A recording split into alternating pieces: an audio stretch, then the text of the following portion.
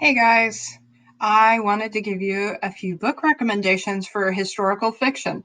If you don't want to use the ones that we put up there, here are some ones that I usually recommend.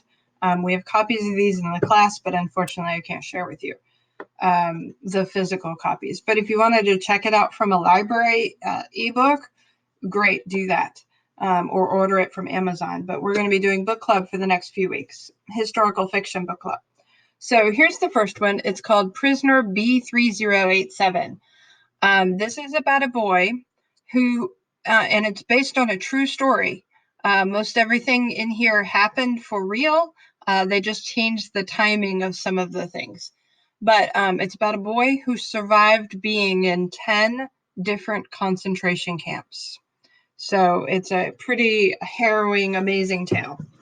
This one, called The Boy Who Dared, is about a boy who, because he's feeling very patriotic, he decided to join the Nazi Hitler Youth.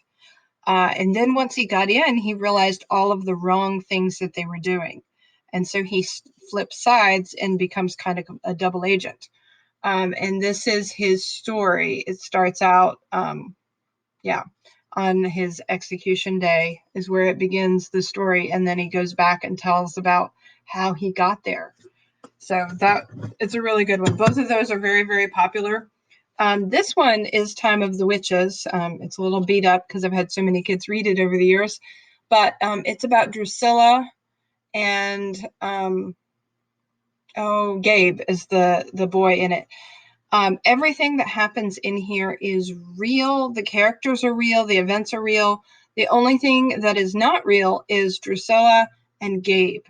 And they give their kind of teenage point of view over the events of the Time of the Witches, the Salem witch trials, what happened, what didn't happen.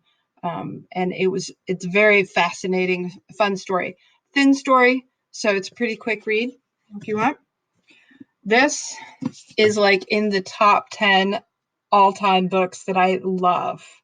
It's The Inquisitor's Tale. So if you like Middle Ages, his wife, Adam Gidwitz is the author. His wife is actually a professor of this time period. So his wife knows everything there is about this time period. So even though technically this is fantasy because there's like a ghost dog and dragons and stuff, it still has so much historical bits in it that I think I would go ahead and consider it for the purposes of this assignment. You can get enough out of it because there's so much realism in it. But it's about a little girl and her holy dog, and then there's a little Jewish boy, and then a Christian monk who has superhuman strength, and the little Jewish boy has the ability to heal people. And they go on this adventure because someone is trying to, there's orders to kill the dog that's a ghost. I don't know how you kill a ghost dog. Maybe exercise it or something. I don't know. But it is a fun story. They meet lots of people along the way. It's got a unique way of being told. It's kind of a secondhand story where other people, different people that they have met along the way, are piecing together a story of all the events that happened to them. And the Inquisitor is gathering this tale. So it's a very fun, I can't tell you how much I love the story. It's so good.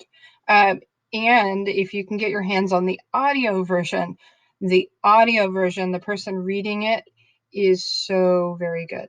So those are just a few. There's tons of really good historical fiction books out there that are really fascinating. So pick a time period that you find interesting and then look up books that are about that time period, fiction that's about that time period, and see what you can find. Okay, I hope you enjoy.